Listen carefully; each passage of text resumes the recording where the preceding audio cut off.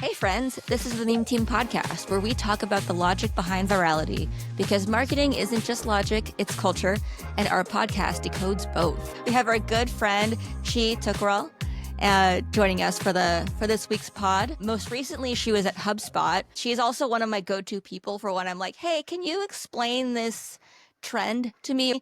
I'm an old. Can you please help me? I am so excited to be here. Awesome.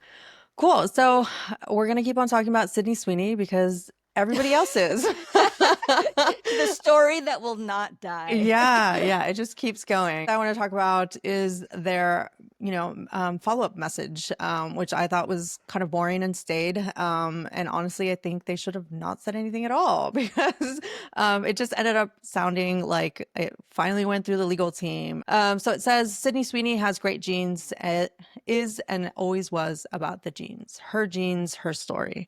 We'll continue to celebrate how everyone wears the AE jeans with confidence their way. Great jeans look good on everyone. And I just want to know where the gumption that they put into the original ad went, because this is so boring. Just like the spirit that they came out with the ad itself. We talked about last week, right? We thought it was about the jeans. It was always about that, and like great. But I thought like what they had infused into it, like the attitude that they had, kind of just went to die here in this message. So it seemed like they weren't actually standing behind it, even though they said they are. Because if they were, they would have come out with that same attitude and said like, yeah, it was always about this. Like, y'all are making this about more than it needs to be. And that would have been like funny, right? And I think I want to, also highlight how Astronomer went and infused humor into their follow-up ad, right? Which they didn't have to do, right? But they went and they got like the funniest person that could possibly be a spokesperson to be a spokesperson. And then the message itself was like funny. We all ended up laughing. And I think the levity that they infused into it is what made us then, continue to see the brand in a new light. I was gonna say it's like one thing to fuck up. You can censor that. No. And This it's is one an thing to adult podcast. Yeah. I think what you do after kind of like cements whether people are laughing at you or with you. And then astronomer definitely took that in the stride and people like, they were laughing with everyone and they Mhm. understood the mistake. They didn't like diminish it, but they drew focus back in a really like humorous, cool, fun way to their Mhm. product. Whereas like when I look at the Sydney Sweeney follow-up, it sounds more like they don't want that discourse or dialogue and like they just want to shut it down. Like it's one Yeah. thing if you don't agree and you don't want to accept the feedback that people are giving you, which I agree with you, Sonia. They should have just like not said anything and another news would have taken over the weekend. This would have all Mhm. been gone. And the fact that they stood 10 toes down and they're like, it's not about her jeans, but the copy literally says like jeans, like Genes crossed out. Like, Yeah, worth mentioning, like you had mentioned this before our Mhm. call, um, that I think it was part of the full ad campaign where there's a video of Sydney Sweeney walking up to an American Eagle billboard where it says, Sydney Sweeney has great jeans with the jeans with the G, and she crosses it out and writes jeans with the J. So that, I mean, that confirms that they were doing wordplay. It's either own it or don't. And then Mhm. their statement is like, it was never about jeans with a G, when it's like, no, but it was. Mhm. And I think there is a way, right? There is a way they could have added some levity to it or acknowledged it, but without apologizing, right? Like mhm. they could make light of it in a sense of maybe not an official statement, but Mhm. some more lighthearted, perhaps. Oh, and Chi, tell me if you disagree. So maybe some lighthearted social copy where it's like, LOL, we're just kidding. We thought it was cute wordplay. We didn't Mhm. mean the eugenics thing without saying eugenics, but Mhm. just Yeah. sort of saying like, hey, we did mean it but in a cute wordplay sense, Mhm. not anything I else or I something like agree. that. I mean, like if I was on their team, I would have taken advantage of the trend. Like, my name is Pink, and I'm really glad to meet you. And it could just be the legal team and Sydney Sweeney being like, "This feels illegal. Yeah, Is this exactly. illegal?" And I feel Yeah. like there are ways to like, Mhm. say like not like I'm sorry, but like, ooh, I guess like this didn't come off the way we intended it to. Mhm. But the way they said it just was one of those like notes app apologies that celebrities give that is so Right? insincere. Yeah. It's so insincere. Exactly. And I think Like, we that's know what you pisses didn't mean people off. it. Yeah. Like that's what pisses people off. It's like it was very insincere. It didn't address why people were upset. It didn't Mhm. validate like their own audience's feelings, which I think is what should be the most important thing. Like, sure, you made this, you thought it was great, it didn't work, but if your own shoppers or buyers are saying like this came off as tone deaf and offensive, I think that's like, okay, take that feedback to heart and either speak on it or just let it go away. Not every statement has to be, oh, we're so sorry. This is the marketing opportunity to Right. do something with it. Maybe make it playful, address it without being um insensitive, Mhm. Yeah, or just figure it out. That's the marketing job. Yeah. Uh But I think absolutely. that Another was part thing of the was, problem yeah. was that this statement feels as if marketing and the team that came up with the original concept wasn't even involved in it. They're just like, Hmm. okay, go hide over there. We're like gonna, not Yeah. even show The your adults will face. handle this now. Exactly, Yeah, exactly. Like we're it stepping felt in and that way. cleaning up your mess. So all of that was removed from this message and it shows. So for me, it Hmm. was like the fact that you didn't involve them, didn't include them, didn't, come with it with the same attitude that you had the ad means that you think you were wrong and Yeah, now are putting out this message, but you're not apologizing, but then you're also not saying anything like, confirming it. So either yeah, way, you're just messing up the whole thing because yeah, you're not standing by your ad and you're also not apologizing. You're just somewhere kind of in the middle and hoping that yeah. nobody notices, Totally. Well It's said, just Sonia. so true. It's so messy. And honestly, I feel bad for Sydney Sweeney because she might have not wanted it to happen this way. Yeah. The crisis comes, and now she's like caught in this crossfire. And I wonder if Mhm. she'll ever partner with them again. Like if I was her, I don't think I I would not. would. Mm-mm, mm-mm. But I would be curious to see where this partnership goes and what she does. And like, it's been also interesting to see how other like denim wear brands have kind of like played on this. Mhm. Like I know Abercrombie has taken this fully in their stride and like blasted their social with like only diverse models Mhm. wearing jeans and kind of doing a wordplay on that. So honestly, it's like they've given their competitors this chance to show what their audience wants, which they could have easily done too, even in a follow-up. So it's sad, but hopefully they learn from this. And I think all of us as marketers know that in every meeting, like we spend hours just like discussing the color of a CTA button. Like there's no way like someone didn't point this out or didn't understand like this could be riskier, this could be perceived a certain way. So that to me is the most interesting thing. Like, what was the process and how many like approvals, like how many people got shut down if they flagged something to you?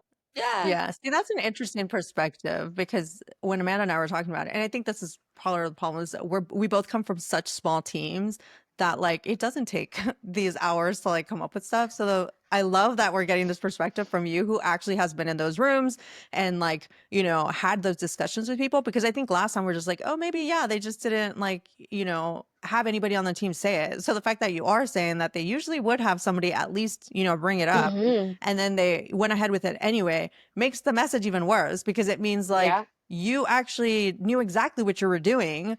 You just aren't standing by it now. Yeah. And then one thing I wanted to add too was I saw it was like last week or 2 weeks ago.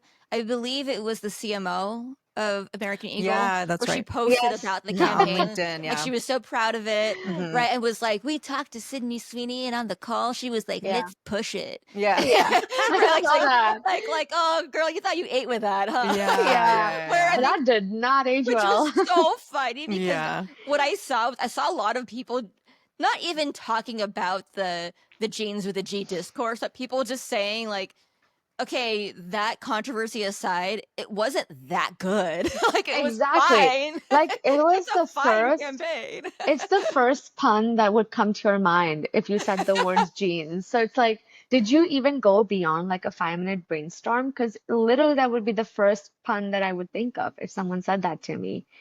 I think most of the meetings got caught up in actually whether or not they were going to go with it and then decided to not pay attention to any of the other ideas that might have been brought up in the room. So, yeah, I do wonder if they approached Sydney with just this idea. And like the whole meeting was then to try to convince her, like, hey, you do want to, go forward with this. Or if they brought like, a couple ideas and then she decided on this one. Now I want to know more about the room Yes. and what you discussed with Yeah. her. I want the CMO to spill more tea on the I know. process. And honestly, that might Oh, make I it mean, they like probably shut her more. up at this point. I'm Oh, surprised they didn't tell her to take that down. but that would be interesting also to kind of like if she, as a person, instead of a brand making a statement, just like gave us a peek into the process, might make Hmm. it more, I don't know, like digestible, like where Hmm. they made a mistake or Hmm. like what was the process like and how it's different for marketers.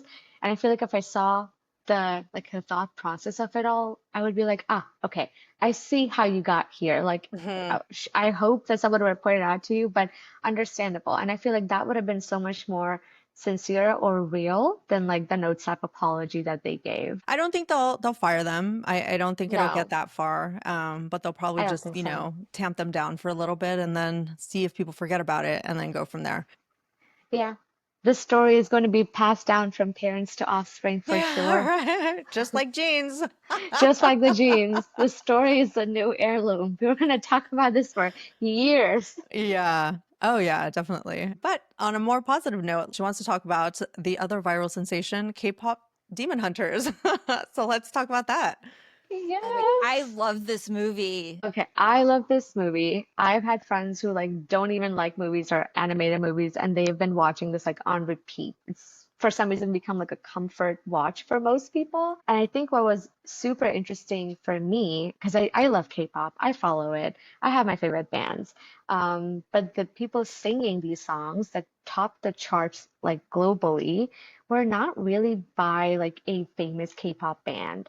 This is Mm. someone who was a writer who's been a K-pop trainee and never got her big break and just like wrote a song, sung it for this movie, and it's now topping charts. The plot of the movie is that there's a band, which like three girls, and they basically have to once a year like come together and make this big show and their voices together like seal like a cover to protect the world from evil. Lollapalooza, there's a band that did this, and this is not the original band or the original singer who did it for the movie. So there's another band that was covering this song Oh, and playing got it. these characters because technically it's not animated things. It's not a So real band. sure, but I thought it would have been like the people Yeah, that played the characters. So this no, is okay, so this is another level of like meme not culture where it's This is yes, like another a level because the band did the band, cover. yeah, is Got it. is the so band is in called Twice, and they yes, have a couple other songs on the soundtrack for the movie, Okay, yes, but cool. they are not.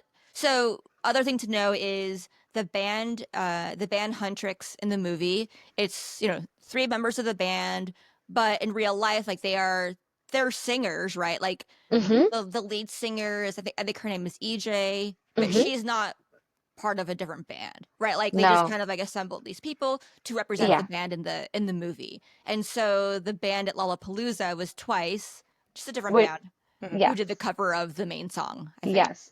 Yeah. And like what's interesting is that all of these real K-pop bands are also fully into this movie's plot and like Mhm. being fans of the movie and the song. So they covered it, they dressed up like the characters in the movie, and they had this beautiful drone show to mimic the same like ripples that they were trying to seal in the movie. And then they sealed it, and then they said, "Oh, the Hanwoo is now sealed," and people are like crying. They're so That's happy because so funny. That's so cool. they got to Like live the the movie show. scene exactly like the I would movie. love to be part of that. Oh my The That's God, me movie is amazing. so too. good. K-pop Demon Hunters has become Netflix's most watched animated movie ever, surpassing 130 million views globally since its release on June 20th. Yeah. And also the songs, they surpassed streams more than Blackpink, which is like the biggest K-pop Mhm. Yeah, female that's it. band. And the main song Golden is still number Yeah, one. it's still And number one. And also, BTS too. They what's also surpassed important to BTS. note is Oh. uh both Blackpink and BTS have been on hiatus for a while. Yeah. And Mhm. right now is Blackpink's comeback after they've kind of Yes, the done tour. some of their Yeah. separate solo projects. So they just came out with their song called Jump, but Mm-hmm. Golden is still outranking Jump. But Yeah. BTS, they announced their album, I think their comeback album is going to be next year. Yeah. What they did though, which I thought was great, was they did a little dance video to The Soda Saja Pop, Boys, Soda yeah. Pop. to the song of the rival boy band Yeah. in the movie. But I mean, BTS, great dancers, so it's fun to watch. I think it was super smart of them to kind of embrace the trend Mhm. and be Yeah. part of it without having to actually do a whole lot, right? Like, I'm sure they practiced, right? They planned the video, they practiced the choreography, but I imagine for BTS, a very well-oiled machine, like it couldn't have been that hard for them to learn and to Oh shoot. no, for sure. And it's But very it interesting. also recalls what happens in the movie, right? Because you have the, the girl band and then the boy band, and they're Hmm. like, facing off their rivals. And like one of the things that the girl band learns is that like if we unite together, we get more attention for, us too. So the fact that they're, Yeah. being more inclusive of these other bands, and it's a fake band, sure, but being ready to celebrate it makes everybody have a better time, I think. Yeah, Yeah. um it's one of those things where like, well, one person wins, we all win, or like one well, person in that's what this we've been group talking about of the here in about culture. Tom Yeah, Cruise, right? Where Tom yeah, Cruise says if one movie wins, we all win, right? So yeah, it's just it's like true. we're seeing more of that kind of spread, that message spread, which I think is good for, every industry, because it is true, right? It's like the more that everybody is like winning, the more that like the ships Yeah. are all kind of rising. Yeah. And it's really cool to see how like the Korean culture, like there's this thing, the phenomenon called the Korean wave that started in the pandemic. Like every couple of years everyone gets super obsessed with Korean skincare and like K-pop bands and K-dramas, and then it kind of fades away. But I feel like the last wave that started in the pandemic, where people were obsessively watching these dramas and getting into Korean skincare, has sustained. And like this is such a good moment or example of like how it's like surpassed just Mhm. the people who are obsessed with the Korean culture in a way where like it is topping charts like for the music, for animated films, like worldwide. It's not just North America or not just Korea. So it's really interesting to see how it's kind of like transcended borders and cemented itself in like as a cultural moment. And it reminds me of like other similar moments too, where I feel like, sure, skincare is one of them, but I'm trying to think. There's one like BTS, like when they blew up, right? There's another K-pop band, and now suddenly it was like the best in the world. Like people are paying thousands to watch them. When they went for their military training, people were like crying. They're like, "Oh my gosh, come back! What are we gonna do without you?" And it was crazy to me as someone who's followed this culture and their content for a while to like see it surpass boundaries and then like stick. That doesn't happen very often, not from what I've seen.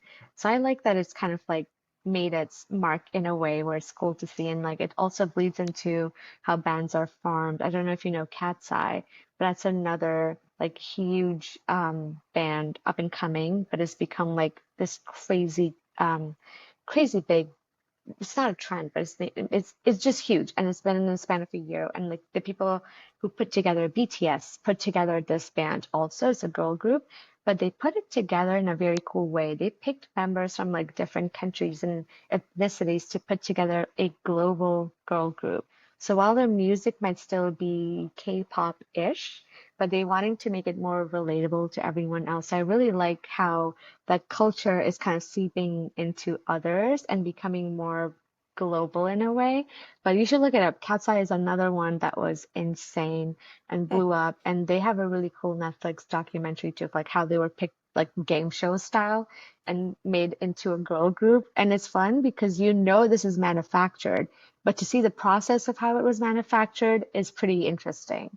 And people still Sure. enjoy I it. mean, we've seen that before, right? Like, what is it? One Direction was, manufactured. I mean, the boy bands of our age, right? And Sync was also manufactured. There's O-Town, remember from they were on MTV and they showed the whole process. What is it? Danity Kane was also, an MTV band that was put together.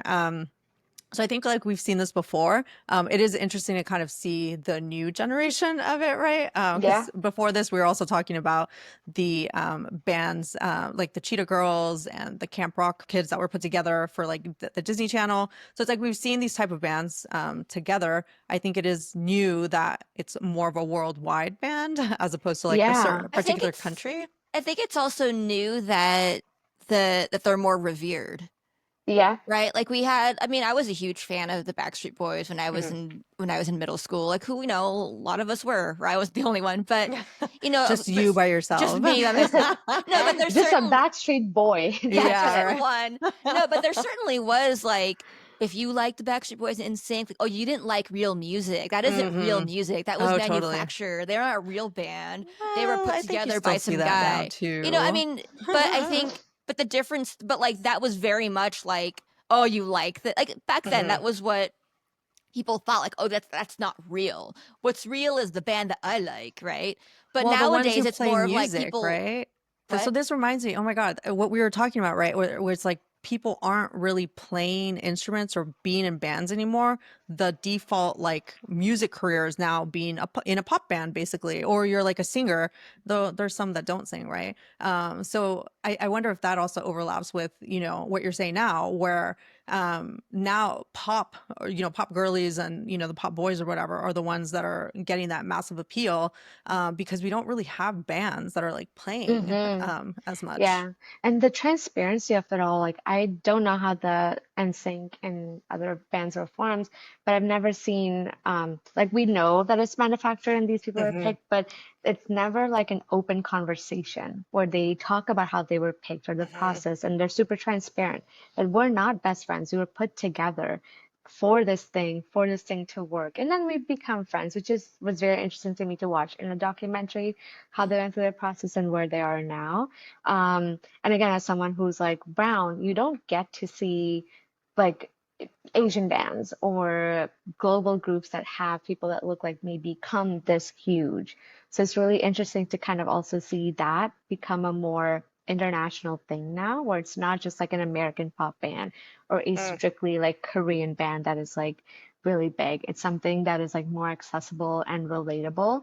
And to your point, Sonia, like, yeah, all of these people are now like individual like influencers. Like they have their own brand, their own fandoms within like the big girl group fandom, hmm and they ride hard for these girls. It's kind of intense to I watch. mean, think about the Spice Girls, right? They had their own like individual like Yes. brands and personalities, and then each of the, Yeah. fans would choose like the one that they most felt Yeah. acquainted to, you Yeah, know? totally. Yeah. All Them. right. Let's get into our second topic.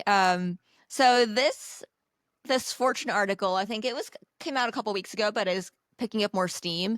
They called out that bots surpassed human generated activity for the first time in 2024. This is according to cybersecurity company Imperva. They issue a bad bot report every year. And so they found that almost 50% of internet traffic comes from non-human sources, with 20% of that being the so-called bad bots. So the ones that are prone to a host of malicious activities. So about half of all internet traffic is now bots, right? And so maybe to explain a little bit, a bot would mean any kind of automated behavior on a website. So an example of this might be like if you ask ChatGPT, "Hey, can you get me up to speed on this Sydney Sweeney American Eagle thing?" ChatGPT will then crawl a bunch of websites and serve up the query to you. Like the activity from ChatGPT onto those other websites. That's bot traffic, right? That's one example. Of course, there are many more, any kinds of other automations that people set up.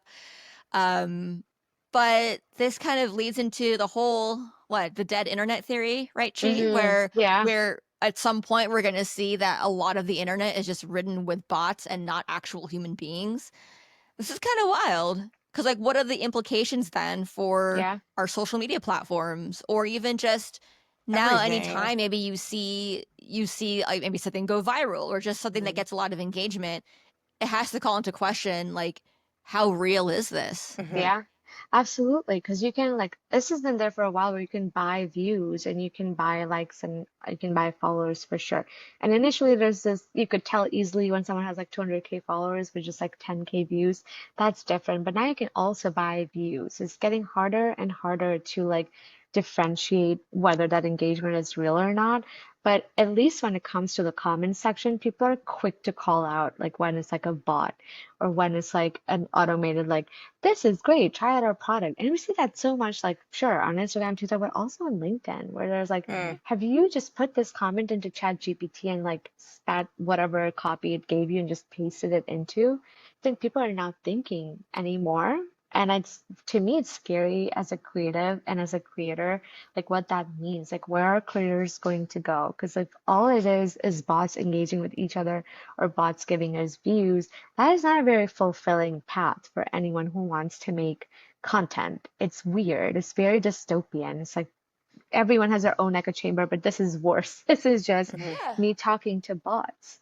Yeah, any Um, creator out there who's putting out their content, right? Nobody, you don't want bots. Like, yeah, you want a lot of engagement, but you want them to be real people. yeah, Mhm. I mean, absolutely. and And it's then scary. also, yeah, I also the fact that this is coming on the week that the whole Sydney Sweeney thing is still continuing on, but it's moved more into like cultural and like political debate also makes me question like how much of it is real, like how many people Hmm. actually thought that this was like eugenics or like white supremacist message. But then also we're starting to see like some new like I saw this a which is clearly an AI photo of like saying like, oh, libs are now burning like or buying AE jeans to burn them. And I'm like, okay, first of all, that's fake. Like you can tell the Yeah. photo is like very fake. But second of all, like people are engaging with it, like and saying like, oh, nobody would do that. And it's like the fact that we are even engaging with it means that they're getting those clicks and getting those views. True. And so just by even putting it out there and people engaging with that is like driving the cycle and driving the discourse of us still talking about this, for positive and for negative. Um, and so now all these like debates that like we're having are going to be popping up on social media and be driven by bots. And I think I don't remember the numbers, but I saw recently that when Twitter stopped payouts to, I think it was India, to like Indian Mm, creators, yeah. we saw the, some of like the negative discourse that was happening fall, right? And so some people have brought up like, hey, let's stop paying out to like those type of creators. I mean, do you call them creators or are they bots? Whatever. Point is, do we pay those people when they're clearly inciting, like negativity and like, hatred? For like no reason other than to get those payouts, right? Uh-huh. Which is like there's like something inherently wrong in like the way that social media has become if the people that are getting paid the most are the ones inciting those like hateful messages, right? So yeah, that's just something that I think about now because it's like as Amanda and I are putting out this content for like the podcast, there's like, we're not really going on like the hate train. It's a lot like we're kind of distilling what the messaging is in terms of like Hmm. marketing, what the negativity is like seen. And we're showing you how like the marketing message behind it ends up playing up because we understand that. But a lot of people don't understand that. So when they Yeah. see that this is being put out there, they think it's real and they don't realize that it's marketing for whatever idea people are trying to sell. And so it worries me that like, so much of it gets, keeps going in a circle like over and over again because it makes people like, hate, and it makes people feel that disgust, Yeah. and we've seen, previously there have been studies that show that like, social media, the things that tend to go viral are the things that do, carry those like negative It's the hate messaging. train. Yeah. Yeah. So like, I don't know what way we can fix it without having to suppress that actual, like negativity that's like happening. But Yeah. it takes the companies recognizing and then also being transparent about the fact that they know that there are like Hmm. negativity bots and lots of bots on there, right? But they refuse to shut them down because they don't want the traffic to go away Yes. and to Hmm. show that like there aren't as many people or users on here as they Yeah. claim are on there. Yeah. Yeah. Or Yeah. there's the other problem of the platforms being unable to distinguish bots, Mm, right? Meta That's the has said other it's thing. becoming Yeah. harder yeah. and harder because an issue is that a lot of the bot behavior is, I mean, it occurs on real devices. Hmm. It's a Hmm. real click in the sense that it's an actual query being sent It's not sent by an individual human being who's hitting enter on their search bar, right? Mm-hmm. But it is a behavior that is driven by something. And so it's getting Yeah. harder and harder for the platforms to find. I mean, I feel like one sad reality is, well, one, I think there's a difference between what should we do and what needs to be done now. You Mm-hmm. know, and I think one sad reality is that for consumers, meaning all of us, is we do need to be more discerning and we need to educate ourselves Yep. on figuring out like what's real and what's not, or even just Well, second guessing like when we have an emotional or visceral reaction to, oh, was this eugenics, right? yeah. To Like, question like, wait, is this really what people are saying, or is this what it seems like the internet is saying? And then figuring out for ourselves, like going out and searching, like, are people actually saying this? How much does this matter? Does it? But it doesn't matter if I can discern that this is probably coming from bots, or even just thinking like, well, no one of substance, and by of substance, I even just mean nobody with a verifiable persona online is actually saying this thing. Therefore, Mm. maybe it doesn't matter. I think yep. I call this a sad reality in the sense that I don't think the onus should be on just the average person to figure all this stuff out. That's a lot That's a of lot of work, a lot of that's a lot of Yeah. research. work. I'm just saying, Yeah. yeah, it's just more of like, I think it is the reality. Is if Yeah. you want to figure out what the truth is, you have to go find it, and that sucks. Yeah, Yeah. that's like brings me to like a larger point when I talk about like the use of AI in our field is like, sure, any job can be replaced by AI, like mine, the CMOs, like it does not matter. If we train it hard enough, it can do anyone's job. But the point is, you still have to discern whether that output is good or bad. That's why people can tell, like when someone's posting something on LinkedIn that is like a straight ChatGPT post, or you're using it to brainstorm, come up with ideas and like tweaking that using it as a sparring partner or is very different from like just taking an output and believing it's true. Because also AI and like bots in general, like they're very agreeable. Like it's a bit concerning that anything you put in that, they're like, yes, great idea. And that's when you should be questioning, like, is it though? Like, or Mm. is it real? And to your point is about like the same thing. Like you have to know what is real and what is not. My ChatGPT makes so many mistakes. There's one conversation I had like this past week where I was like, how many mistakes did you make in the last hour that I called you out on? And it's at 13. I'm like, do you think if you were a human, you could have kept this job if you made 13 mistakes in an hour and your boss had to call you out? And he was like, no. But if you give me one more chance, and I'm just like, Oh my God. this is crazy.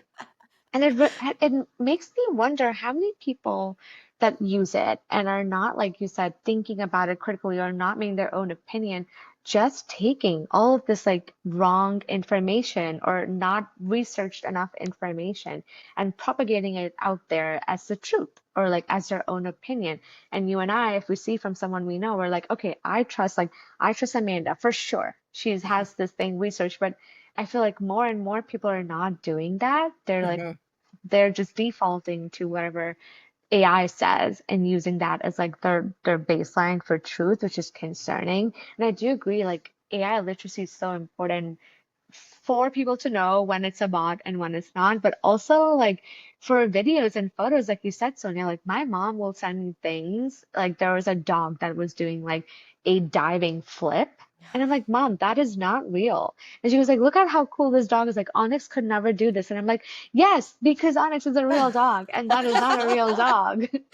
Don't like put some respect on my boy's name, okay? He's Yeah. a real dog. You're That's like, that so dog funny. has 5 legs. Yeah. I was like, girl, come on. That is not real. But it's getting harder and harder for them to discern whether it's real or not real. And that is the scary part. Like, how do you like educate everybody about like this is bot farming, like this is Mhm. bot behavior. I mean, And but there that's are been a bot farms. Yeah, but I feel like that's been a thing since the whole idea of like people just reading headlines, right? Like, when's Yeah. the last time that people are like, oh, yes, I read the full article, you know?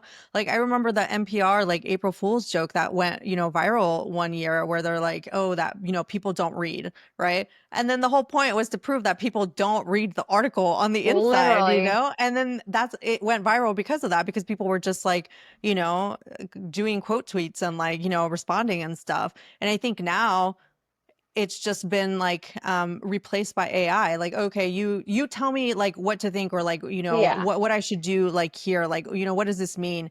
Um, and I don't think it's necessarily like, people being lazy. I just think that we have so many inputs coming from so many different, channels, social media, the Yeah. news, even like the news, putting out information on their social media. Like sometimes I'm like, wait, is that real? And it's just like, well, no, the headline is saying something completely different than what like the article itself stated, but they want Mm-hmm. to get eyeballs, right? And Yeah. so we've kind of gone into this culture of like, who can you trust to tell you the actual thing without you having to read more in depth what it means, right? But Yeah. we also have a dearth of that happening within scientific studies, right? Where it's like you have the like the summary or like paragraph says one thing, and then you go into the data and it says something else, right? Mm-hmm. And they're not getting as peer reviewed as they used to be. Mm-hmm. So we're hearing more and more about how like supplements like do this, blah blah blah, but then you go and you read the thing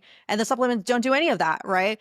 And it's just like, where is the line between truth and like, it's not lying, because it's not like fake. It's just that it doesn't apply in most cases. It applies to this Yeah. one small case, and that's where you get, the good news. Like we get the studies of like, chocolate and drinking wine will like make you live Are forever. great. And then Yeah. you get the other one that says, the more wine that you drink or alcohol, the more that Yeah. it takes your life away. So which is it? Is it that it's going to Yeah. extend life, or that it's going to, kill you sooner, you know? No, it's so true. Like the overload of information Hmm. has only gotten worse and worse over the years with like the amount of channels we have. Hmm. My approach is to treat everything like a conspiracy theory Yeah. and, and then research it if you don't believe in it, or if this seems like a conspiracy theory you want to believe in, then go for it.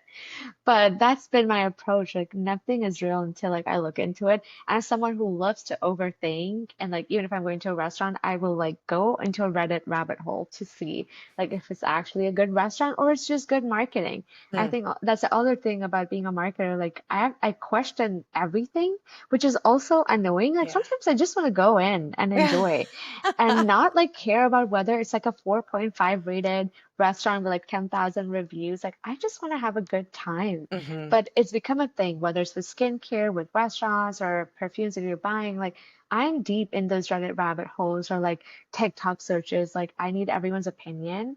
And that is really exhausting to a point. So you're like, that's crazy. No, Such totally. a I crazy way to live. And I definitely, didn't even definitely realize I agree. was doing that. But I think that's part of, because we each have that, like, the marketing background, we are look into AI because we need to for our jobs. So it's like we have to like make sure that like it's not gonna lie for us, right? So we're doing a lot more research than like regular people. So where does that leave normal people, right? And that's where I think Hmm. Amanda and I have kind of landed on the idea of like tastemakers and like, Hmm. people curation. That's gonna be like the next big thing, where it's like, how do you create uniqueness in a sea of like, everything being the same, right? Like, I think we talked about that with Christina before, where like the TikToks kind of like lead everybody into the same style, and it's like, Yes. how do we kind of have, infuse more uniqueness, like in terms of finding what fits for you, with the things that you like, the things that you want to watch, when like what social media guides you to is what everybody else is doing, right? And I think that that's where, I mean, I think for creators, right, if you want to kind of, find a way to stick out, that will be like the new way to do it, because like there's Absolutely. so much that's like everybody else is doing, that's just like copying everybody else. The only way to stand out is to be unique in some way. Yeah. And it doesn't necessarily have to be like, oh my God, this is my niche. Like, this is, I am a marketer and I only talk about marketing.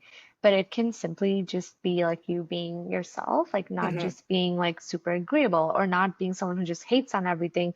So you come across as a critique. Like, I Yeah. think the more true you are to yourself, like people can tell. And maybe that's probably why people are moving to Substack a lot more. There's so many more Hmm. like personal essays and opinions that aren't polished, that aren't written to like just go viral on LinkedIn as a thought piece. And I feel like I've started appreciating that more too. Also, as someone who's worked with brands a lot, I love how like they're like, oh, let's do this trend, but let's make it unique. And it's not like a unique Yeah. take.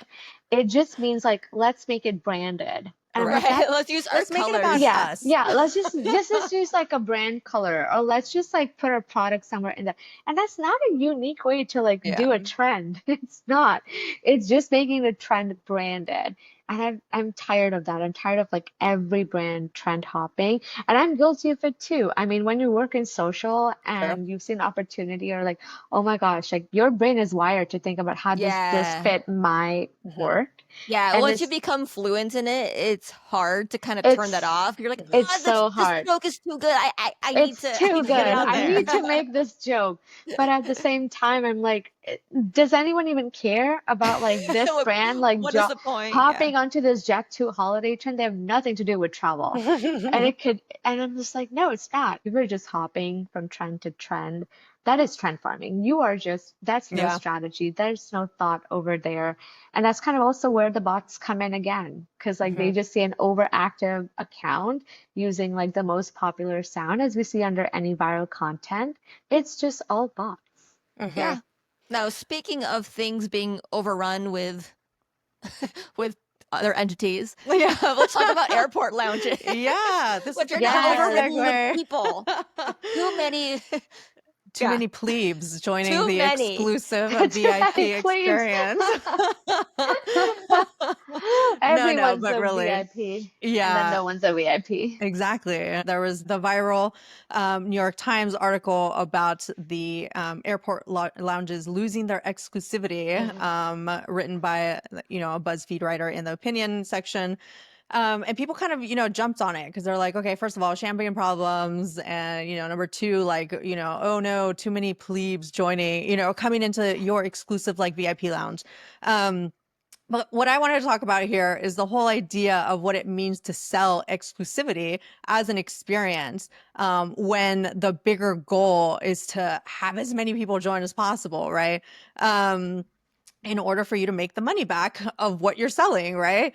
Airport lounges used to be, they were rare. They weren't as open to everybody, but they started wanting to open it up to more people because they wanted to make more money. And so they started, letting in the people who, either exclusively flew with that airline or joined through like the credit card. Just to go back a second, by letting in more and more people, what we mean is like there are now so many ways to gain Mhm, access to these club Mm-hmm. lounges. It's not just for first or business class travelers anymore. mhm, Now it's like if you have a certain credit card and you're willing to pay the annual fee, that's one way mhm. to get in. Or Mm-hmm. if you somehow get like a priority pass membership, that gives you access to into these lounges. I don't want to I don't want to make it seem as if it's a problem allowing more people in. It's just what happens to like the sentiment that gets created by the people who were originally, part of the exclusive club, that are now allowing so many more people that either they are being excluded, or as was written in this article, their experience of like the exclusivity has gone down, right? They're providing food that's not as great as it used to be, or like, there are more rules. Now we're going through a period where they're starting to make them more exclusive, right? They're moving the goalpost of who's allowed in, whether that's putting in higher fees or having a new ultra premium tier of like, you have to be flying a certain amount and it's not just, Mm-hmm. the regular level that you were at before. They're just making it more difficult for everybody. The people that were included in the first round get annoyed or pissed off at the companies because they're like, well, what changed? And the main problem that changed is that now there's so many more people that it's kind of diminishing the value for everybody. And so a couple things here for companies that are, trying to go this route, which is creating, a premium offering of like their product, is that you're going to have to decide at some point, like, are you just going to make things more expensive in order to exclude people? Or are you going to try to like raise, the bar for like, Mm-hmm. everything, right? Like, are you still using that exclusivity to be a lure, or are you just being performative with it, which is kind of what's happening with airline lounges, or with these airline lounges. As was mentioned in the article, there are now new airport lounges that cater directly to the more, affluent. There's like different levels to this thing, Yeah, right? I think these are all international ones Right, though, right, not right. in Yeah. the US. Exactly. Yeah. Um, And so, one of the things here that I wanted to call out was that if you're selling it as an experience, at some point that's going to start degrading and you might lose what makes it special. And so I want to call out a Mm-hmm. few of the brands that are doing it right. And I think that's mostly what we're seeing in fashion, where you have like brands like Hermes and Rolex, where it's like they've created levels to like their to how exclusive some of their products are. So they have the ones that they like their Hermes Birkin bag that has those levels of exclusivity, where it's like the ones that are for like the celebrities and Yeah. for like the real affluent, and that kind of goes down a little bit more to where people that might not be able to afford it but are willing to pay the amount that they have to, still have to jump through like more hoops in order to Mm-hmm. get it. And so that like adds to the allure of like what they are buying. And then you have accessible products. They're still adding that exclusivity that people are looking for and want.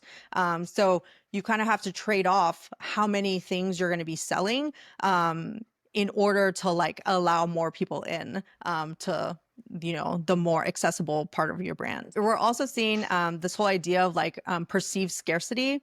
Also we're seeing in like with like the Birkin bags, right, where it's like they only create a set amount of like specific brand specific bags, so that there is that scarcity already there. I've seen people ask like, well, why don't they just create more? Or it's like, because it would diminish what the entire brand is selling, right? So they'll create special like one-offs of like, I've seen like the crocodile, leather Mm-hmm. bag, right? You have the ones that only are in specific colors. And so they'll do that in order to sell that more, exclusive handbag that isn't available, to everybody else. But then they'll have the ones that are in like colors that are more common Yeah. I've for also people. seen like stores or like resellers like buy them in bulk and then sell them off, because like not everybody will go through the hoops and like build that buying history with Hermes to finally get a Birkin offered to them, and then it's not even the color that they want. And there's resellers, I forget the name, but it's a famous one on TikTok. It's like a shop in London that like stocks every kind of Birkin imaginable. So that's another thing that I'm also starting to see specifically related to Hermes, where Mhm. people don't want to jump through those hoops or like Mhm. spend thousands and thousands to get that faded call from a sales associate like, you're ready for a Birkin, we have one to offer to you. And they're just going to these resellers and like purchasing them there, which is like interesting to see how scarcity exists. And Mhm. there's also all these solutions around it where people rather not wait, similar to airport lounges too, right? Like there's the credit cards and the miles that get, or like business class things that get you access, or there's like quicker ways to get it too. Like people sell day passes now, or Mhm. even like 3 hour passes or 4 hour passes. So you can still get in and like get that taste for a few hours and then leave and leave your regular life. But I really like the point you brought up earlier, Sonia, where it's like not necessarily that the bar of the service or the quality is going up. Like it reminds me of airlines in general, where economy ticket prices have skyrocketed Mhm. so much, but the service is the same. The seats have only gotten smaller, the food has only gotten shittier, and it's given the rise to premium economy, Yeah. which is which is even more expensive, but people rather do that. And the other metaphor or the other example is like Sephora's tiers, like the Mm. Rogue, the VIB. There's like three tiers there too. And I see more and more of this tiered system Yeah. coming into place, like not just in airlines or like at Sephora, but like everywhere, which is so interesting to see. And it doesn't make you feel bad. Like initially, yeah, you'd be like, oh my God, I can't get this because I'm VIP. And I was like, oh, I'm just at level one and I can get there when I'm at level three or whatever. But it's very interesting to see how many brands are playing into this tiered system, and it's actually working. Maybe not Yeah. for lounges anymore, but Yeah. otherwise, yeah. Yeah, I do think it's different for airport lounge or things that are a physical space that there's only so many, people that can Yeah. go. Yeah, where it Um, actually is scarce. yeah, exactly. Yeah. Yes. But I have seen those examples too. And I think what works there is, where you're creating the story behind the different levels, right? And then you're making each of those levels feel like they're being included in their level because like, hey, these are other people that are also like you. Hmm. So I like that where it's like you're putting the storytelling behind it and you're explaining why there are the different tiers. And, I think people understand like, yeah, you're not spending, this amount, but you wouldn't be either because you're just not, at that level. And that's fine. You can also be Hmm. included in this way. And I think in trying to create those levels, they're making it, work a little bit better for them. One of the examples that I wanted to bring up of companies that didn't do it well is Clubhouse, because Mm. they kind of, had their original like 150 people that they invited onto the platform. And then, kind of slowly were bringing people in that were all related to like the initial group that they had invited. But at some point they started getting the, oh, you should be more inclusive. You're not bringing in enough people that aren't in tech or that, are in different in industries and fields. And then they got, that Andreessen Horowitz money and they kind of opened the floodgates a little too quickly, in my opinion. And so you saw the original users just kind of jump off the platform just because Hmm. they're like, well, it doesn't feel the same anymore. And it doesn't like feel exclusive and it doesn't, have that like community feel of what like the original intent had been. Um, and one thing I feel that they could have done is like, if you are bringing in people from the different industries, keep them, a little more segregated so that they all kind of know each other and are still within the same space and they don't feel as if they're being thrown into like the wild with like not knowing anybody, not being like introduced by anybody. Because having that like community like from the beginning is a way that you make people feel included. One of the original ways that Clubhouse did really well with that was that you had to be invited by somebody and then that Hmm. person was known as like, you were invited by this other person, right? So you always had like that connection. But when they started like, making the ties a little looser by wanting to invite more people, that kind of went away. And so like you didn't have that person there to introduce you to all these other people that like, were in your community and would make you feel included. And it's kind of like the way that we think about when you are socializing, right? Like having that person that's like helping you like network and like meet new people is always going to be far easier than just, throwing everybody into a room and being like, well, introduce yourselves. And I Hmm. think that ended up like, hindering their ability to continue growing because like nobody felt like putting in that extra work anymore, That's super interesting. That actually makes me wonder if, in hindsight, if Clubhouse would have benefited from a sort of tiered system that Yeah. enabled education about the platform. Yeah.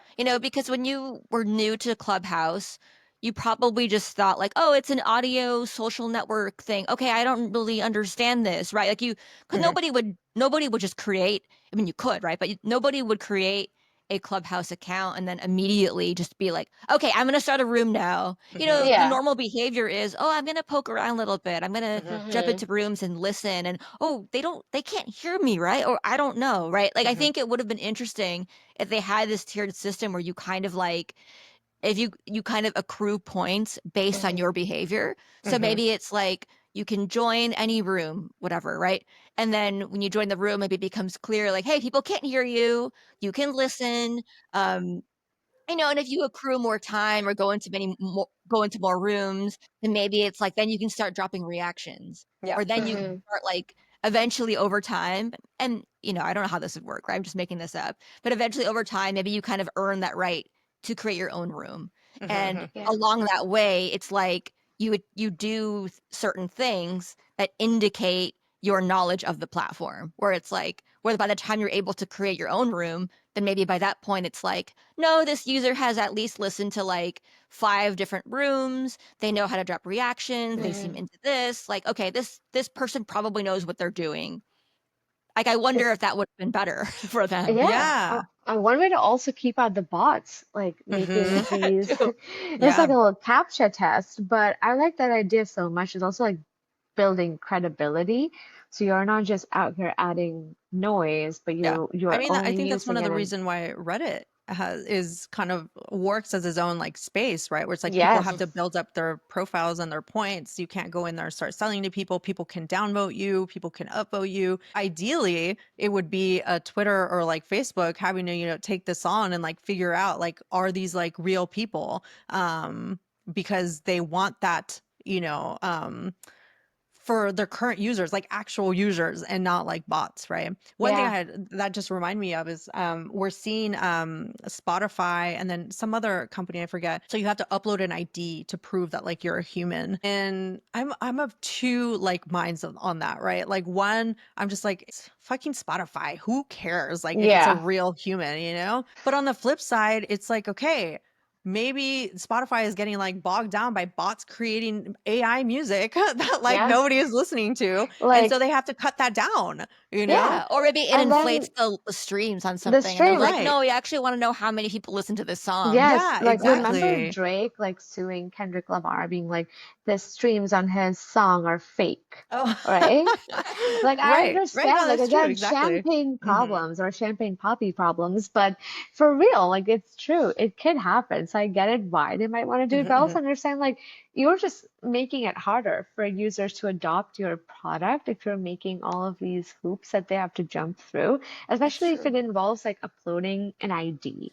Right. Like nobody wants to put like their ID like that on an app or on the internet because of everything that else goes down. Like if there's a data breach, like there I goes mean, my we government literally just ID. saw the T app that like had users update, IDs to prove that they're women, have all their data spilled, including their IDs with like their addresses on there. So like, forgive me if I don't trust a tech company. And to be fair, fine, that's not Absolutely. Yeah. like the greatest example because like it was some guy who like vibe coded it and didn't realize that you have to like close off the like security aspect to your product, but that was a data breach. And we've seen data breaches from large tech companies of all our other personal information. So, like, there isn't that inherent trust that if I do upload something that's proprietary information about me, that it'll be Hmm. kept safe from, Oh, for some sort of sure. data breach. Hmm. If Oh, any app asks me for an ID, like immediately I don't need that feature. I'm good. yeah.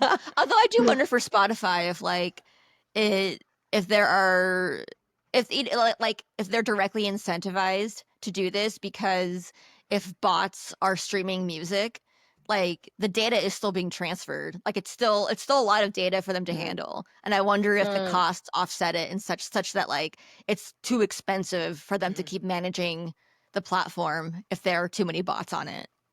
But hmm. Yeah. I mean, yeah, I hope so. Cause it's like maybe that means that like the rest of the tech companies will have to sort out the bot issue yeah. because Yeah. they have to pay. It's too expensive to keep them on there. Yeah, bring back the humans. I agree. Yeah. Yeah, it'd be better for everybody, right? I miss like the old Facebook, my friends posting, pictures and like, life updates. Now it just seems like it's a bunch of memes, which I get from Twitter. I don't need that from Facebook. Facebook is kind of like unusable for me now. Yeah. No, I agree. I miss that too. Every app I'm on, just like you can do two scrolls and then there's an ad, and it's Mhm. just a turn off. And then everything is about like someone selling you something, even if it's just like a creator you follow. I get it. I love that everyone's getting their bag. I'm all for it. But I also miss like just regular content and people sharing their thoughts. And I think that's kind of why I miss the old Twitter so much, because Mhm. it wasn't from, not everybody was selling on there, people were writing their shower thoughts. It was so normal and like so like real, like how you would talk like maybe in the classroom before the teacher gets in. Like that was the vibe for me. And I really, really miss that. I don't see that in current apps. And yeah, with like creators being forced to like partner with brands to make their money because views are down and bots are taking over, like it's a bit of a sad dystopian state in the internet, and the dead internet theory feels more and more real every day, where it's just bots engaging with bots. And at Yeah. what point, or like, will we ever stop that? Or have we just like become complete sellouts and we're like, well, this is it. We are AI first. Because it's so interesting to me, all of these companies that want to be AI first or are for replacing humans with technology at the same time are producing content that their users are not liking. Mhm. Because I've seen the conversations where inside they're like, we need to be more relatable and we need to be more authentic and we need to be more human. But then you also want to be AI first. And I feel like those two things can't be at a 50-50. So one of them has to be dominating the other, which is a very interesting kind of observation from my end, where I'm like, you can be relatable, but you also cannot have like AI write that for you. You have to pick a side. Yeah. Yeah. Well, that's a great takeaway. Yeah. So we roll into the rest of our takeaways. So, okay, first topic was K-pop Demon Hunters. I think for me, it is just seeing the rise of like good content be the more dominating factor as opposed to like the appeal of a mass band or like a big commercial product. It was nice to kind of see that top the charts and people get their break. Like I'm thinking as a ghostwriter, how amazing it must have been for her to kind of get that win. So that was my takeaway, where like good content will win. Like the format is not, or like how you look, or like where you put is not that what would really kind of dictate whether you win or not. So a win for ghostwriters everywhere, I think. Love that. Content will win. The takeaway for me is that meme culture has like, made it into where a band through like a Netflix show finds that, somebody will cover their band and then create the moment that people will recognize at the concert here at Lollapalooza. And everyone will feel as if they're in a shared, moment that they're having because they recognize what just happened. We often talk about having that shared culture and like how you can kind of tap into that. And sometimes it's just by tapping into what you think is like a niche thing that people know about that turns out to be an even bigger thing that people already recognize. Tap into like the things that like are of your interest, and like you'll find that it's far more relatable to more people because it's an authentic way to experience that same moment. Something I really like about the movie and about how it was created was it was essentially the creators Maggie King's love letter to Korean culture. And so what I like about that is that it makes it more encompassing, where it isn't just a movie about K-pop music. It was K-pop music as a vehicle to tell a much bigger story. And so because of that, I think what they were able to do was basically create a massive cultural moment that a lot of people can be part of, right? Where people feel seen or people can have fun with it. And that's why I think, the videos of like of or a lot of dancers, right, who are doing their takes on a lot of the dances in the movie. BTS had theirs. I think we're seeing all the references like to Blackpink, to Twice, to all the bands that are sort of that the bands in the movie were kind of modeled after. And the other thing too is that the music, I think, was headed up by a major music producer who did work with bands like BTS and Blackpink. So this was very much a labor of love and something that was created by a bunch of people who are juggernauts in their industry, in like the Korean media and entertainment industry, coming together to create this massive cultural win. So I guess the takeaway is just my fandom for that Yeah. and the deep respect that I have that these people came together to create just something really, truly amazing. Yeah. I love seeing fandoms are still very much like the best marketing vehicle. Like if you can Hmm. get people involved and feel passionate about what you're saying or what you're doing or what you're selling, like that still remains like the top tier. Like you need fans. You need like hardcore fans. You don't need someone to just be like, oh, I saw it on TikTok, it went viral and that's why I like it. You need someone to like commit and be like, watch the movie and then Google like when's part two coming out. That's the best feeling, I think. Yeah.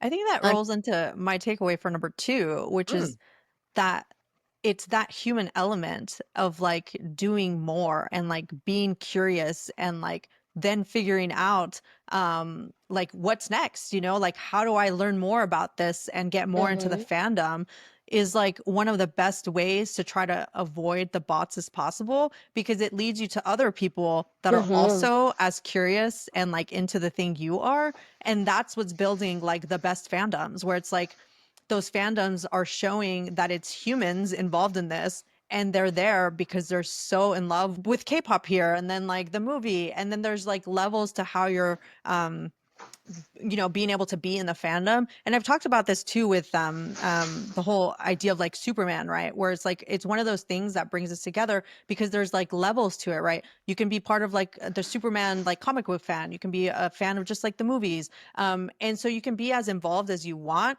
without it being like as exclusionary because like you're not as involved as other people, right? And I think as a fandom, if you are welcoming to more people, regardless of how, you know, big of a fan they are compared to you, you know, if you are one of those like hardcore fans, you'll bring more actual humans into your fandom, which I think should be the Yeah. goal for everybody.